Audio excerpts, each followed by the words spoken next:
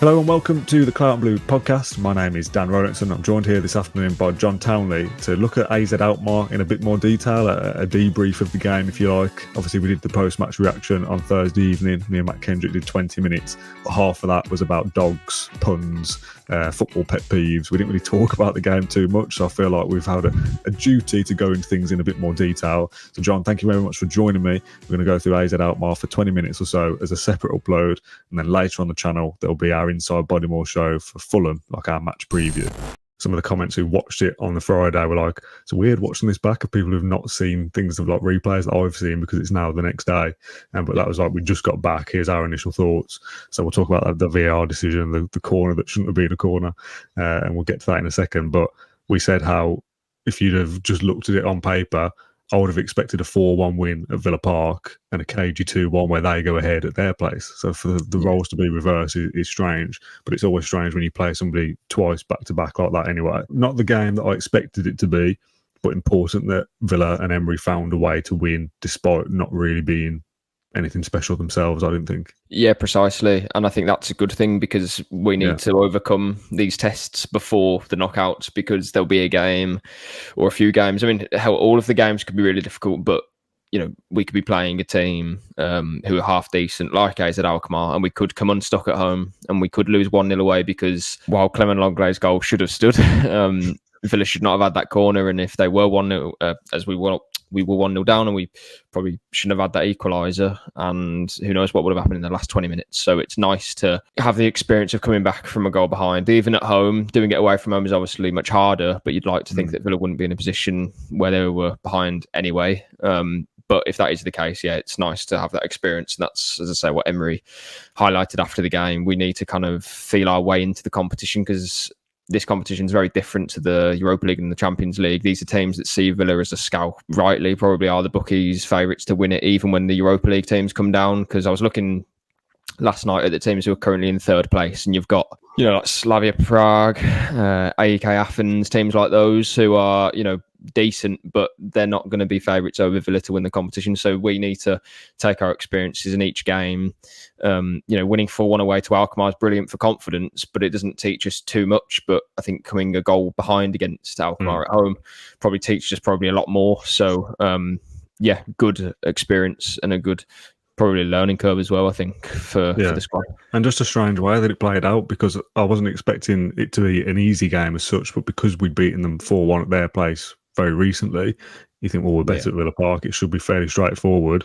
But you do kind of forget the fact that they were semi-finalists in this competition last year, so there were obviously no mugs. And the way it panned out is how it should have panned out, is we should have gone ahead in the first couple of minutes and that goal should have stood. Obviously, being in the stadium last night and having not seen it back when we filmed last night, I was just like, it was a bit of a confusion. I assumed Bailey was offside from the corner, it come back to him. Having seen it back, and for them to have come out afterwards and said, oh yeah, we apologise to the, was it Tielemans said afterwards, I think, in the mix zone or whatever, the club have been told that was wrong straight away. That's very unusual. And thankfully, we'd gone on to win the game anyway, and technically it doesn't matter, but I would have expected a very different game had that long leg goal should have rightfully stood in the first 2 minutes. Yeah, I think so. I think if Villa go a goal ahead, then they'll probably win the game relatively comfortably. It could have been a 3 or 4-0 kind of thing, couldn't it? Yeah, to be fair, it was a weird one because in the press box, we have the benefit of having little monitors next to us so we can see all the replays as they happen. So when it was called off, I was very confused because I was thinking, well, he's not offside.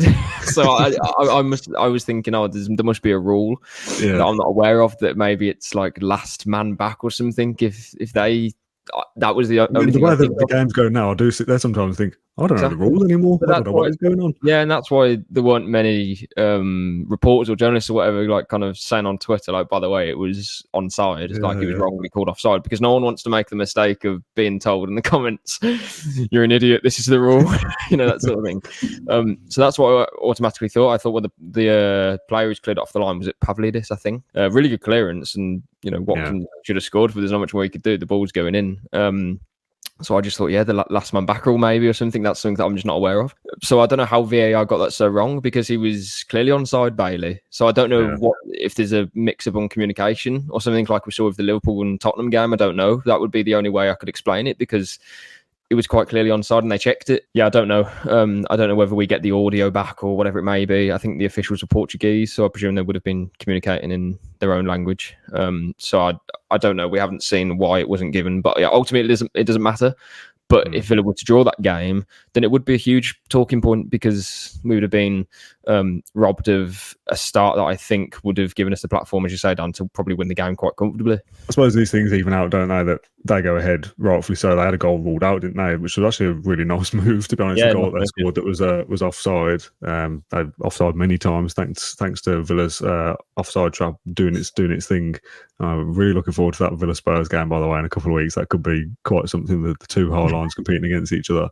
But these things tend to even themselves out, thankfully, pretty quickly for Villa. AZ score, Villa go up the other end and score from a corner, which shouldn't have been a corner. You say it's one of those. They've had one, we've had one, and that kind of restores the game back to some kind of even balance, I guess. Good header, though.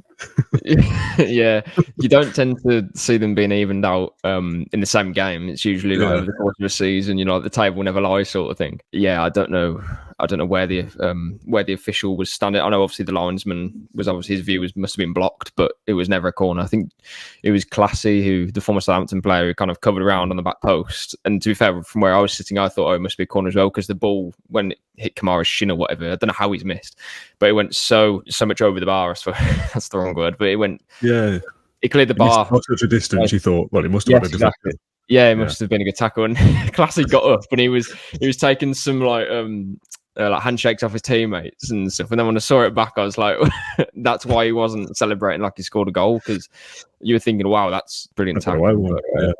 Yeah, exactly. I don't think their manager was best pleased that they didn't get like an apology or anything after the game like Villa did, but I suppose it's because of VAR. But VAR can't get involved in everything that happens on the pitch. And I know some people say, oh, that's why VAR should be there. It should be there to kind of overturn those clear and obvious errors. But I suppose you're opening every decision on the pitch then becomes a VAR incident, which is something that we don't want, because, God, games will be lasting like twice as long if there's like multiple, several VAR calls every 10 minutes because of little fouls here and there. So, Villa, got away with one, but then also they should have had a good start anyway in the first few minutes. So yeah, I don't think AZ can have too many complaints, to be fair. Just on VAR very quickly, I'm going to massively put you on the spot here. I did not say I was going to do this subject.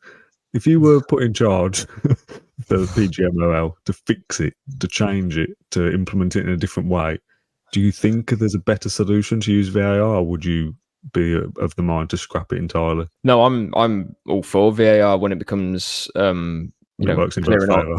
Those clear and obvious errors, they are things that need to be stamped out. And when it was first introduced, I think everyone thought, well, you can't possibly get these decisions wrong then, because you can quite literally see it, and your job as a referee is to make decisions. And quite often I do actually think they're black and white. I think very rarely are they kind of grey areas. Like you had the Watkins penalty against Palace. I think that was a bit of a grey area, but you can see why he's given a penalty. And I think you had to give that penalty. That's about as kind of contentious as it gets. All the other stuff is pretty obvious to me. And I think a lot of football fans agree. And I think it's weird how on Twitter and stuff, like after a big incident, almost 95% of the posts that you'll see are kind of in favour of one thing, and there's very rarely any posts about the thing that the referee is given when it's a controversial thing. So that makes me think, why are they making these decisions, and how can they have a completely different opinion to the normal football fan? That's the thing that I don't understand. So I'm all for VAR, but I don't know what the refs are being told by whoever's making calls and things like that, because some of the decisions that they do give are just balmy. And I don't know why there can't be consistency, because it must be harder than what it looks, because a lot of things are wrong almost every week. But, we all know when something should be a handball and when it shouldn't be. We all know what the rule is, but then it seems to change every now and again, and I just don't understand that. So I think it needs to just come from the top. Like, here's a list of things that are fouls, and here's a list of things that aren't fouls. What can you see, and does that rule apply? And if it does, then it's a penalty or it's whatever. So that's my kind of gripe with it. I just don't understand how it's so kind of murky, because a lot of decisions are usually black and white. I think with that Liverpool Spurs one from a few weeks ago, and I know we've already talked about this before, but when they released the audio from that back, and I'm pretty sure they said that like the audio that we heard isn't like the ref can't hear all of it, but there seems to be a lot going on where it could be a much more simplified process of, right, I need to see this, okay, here it is, to give a better explanation of what you're actually doing, rather than just kind of mind-numbingly going through it, thinking everyone knows what I'm thinking. Yeah, do you need 4 people in a caravan or whatever they're in to tell them that you need to check the monitor? Like if you see a foul, hi mate, there's a foul. Can you check the monitor? Yeah, and this What is do the you think? foul. This is what I've Here's seen. what I It's can this see on a player. screen. Yeah. Yeah, and again, it's probably not this simple, but I can't really see how it can't. Do you know what I mean? You can see what you can. Give what you can see on a screen. Like it's your job to call a foul, and if it's a foul, then give it. When it's not done, but for some reason it just seems to be so complicated, and I don't know why. Do you think there's any merit on this? Like the managers get 3 says each or 3 goes each to say, I don't agree with that. Can we have a look at it? No, I just don't think it needs to be this complicated. When you watch a football match, most football fans can identify, that should probably be a foul. They should check that and whatever it may be. I just think a lot of it is pretty much common sense, and the stuff that isn't common sense hits the news, and I don't know why a lot of decisions are being made or aren't, being checked. So, I just think the whole thing needs to be more simplified in terms of the actual rules and what the referees are being asked to look at and what they don't look at for some decisions they should be looking at. So it's very complicated, but I think it just starts from the top of here's what the rules are and here's what we should be doing about it. VAR itself, I think, is totally fine, and as Emery says, I think it's got a place in the game for sure. We did the unsung man of the match last night, and I gave mine to Emi Martinez, which I know sounds mad for someone who's just won the best goalkeeper in the world to be like, oh, he's unsung. But in that game specifically, I almost gave it to Diego Carlos, but he scores, so he's obviously getting recognition anyway. I thought Martinez, and I said this last night, so forgive me for repeating myself, I thought he played the sweeper keeper role very well. The high line is obviously high, he comes out and he's very good at it, clearing the ball away. When he's in possession, he's a third centre-back, he's pinging balls around. I thought he was excellent, made some good saves. Obviously he's conceded, but overall a good game from him. If you had to pick your unsung man of the match, who would you go for? I'd probably go for Carlos's partner, Longley, I think, because I know Villa conceded, but I think because we're kind of playing this high line and it is quite experimental for these players, because Carlos and Longley have only played, 3 games, maybe 4 games this season as a pair. I just think he's very good. I think it's very difficult to pick 5 centre-backs who could do what Torres can do in Premier League football in terms of being a left footer that can progress the ball and give that, that relative level of passing ability. And I'm not saying Longley is as good as Torres, because he's not, but I think he definitely fills his shoes when Villa are asking, to play certain passes. He is progressive. I think he had 90% pass accuracy against AZ. There was 84 passes of his 93 that he tried. They came off 10 passes into the final third, which isn't outrageous, but in previous games as well, he's kind of stepped up to that mark. So I think he's done very well, and I think he's quite underrated, actually. I think when he played for Tottenham last year, I think most centre-backs would struggle in that team. Like Romero, who's a good defender, is a bit of a hothead and a bit of a liability at some points, but he's proven this season that he can defend well, and last season he was all over the place. So I think that's almost the same for Longley.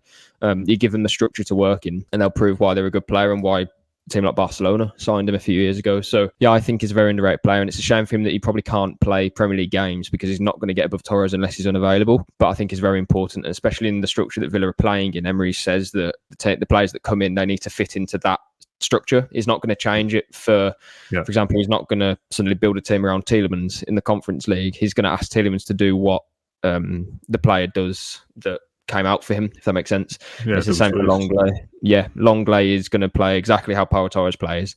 He's been asked to play like that. And that's his challenge, and I think he's done it very well, considering that Torres is such a key cog in the Premier League 11 as such. I think we're not really seeing too much of a drop off in terms of what happens in the defence in terms of that kind of possession. And then just defensively, again, as I say, that high line worked well against AZ. Yes, we did concede 1 goal, but we caught them offside 8 times. They almost didn't know what to do in the first half. AZ, there was a point where that Muller Wolf left back, he beat a couple of players and they were doing some tiki taka passes, and it looked really good. But then he tried to kind of just melted. He didn't know what to do as soon as he got past the halfway line, and he kind of just passed it forward, and there was no one there, and he was like, right, we'll have the ball back. I like the high line, and I think it works well. So fair play to Longley and Carlos and the 2 fullbacks as well for coming into the team and managing that well. I don't want to kind of downplay any particular football tactic or way of playing, because every way is, they're all professional footballers. It's all, they're coached on it 5 days a week, and everything, whether it's long ball or high lines or whatever it is, it's all a way of playing. Having said that, for Carlos and Longley to come in and play once every 2 or 3 weeks in the Conference League and then go out again, especially Carlos, who's had a big injury, to come in and just kind of seamlessly slot into that. If we were playing a lesser tactic where they received the ball and then hoofed it 80 yards and that was all that to do all game, receive it, move it, receive it, move it, I'd kind of think, well, that's easier to adapt to that. To come in and play the high line in the same way that Torres and Conte do, and to have to distribute the ball in the same way that Pau Torres does, that can't be an easy task. It isn't as simple as just receive it, hoof it. To come into a side that is very well drilled, like we all saw that picture, didn't we, a few weeks ago of the back line all like in exactly the same position, like waxworks. For them to come in and fit into that cannot be an easy task. And I think they deserve a lot of credit to come in and not look out of place in a system that is more technical than just hoofing it up the pitch. Yeah, precisely. And again, that's credit to Emery, who will have, like, you can imagine that 11 kind of going through their drills and then Longley is kind of just standing behind Torres, kind of mimicking him, because this is it's the same thing for every player.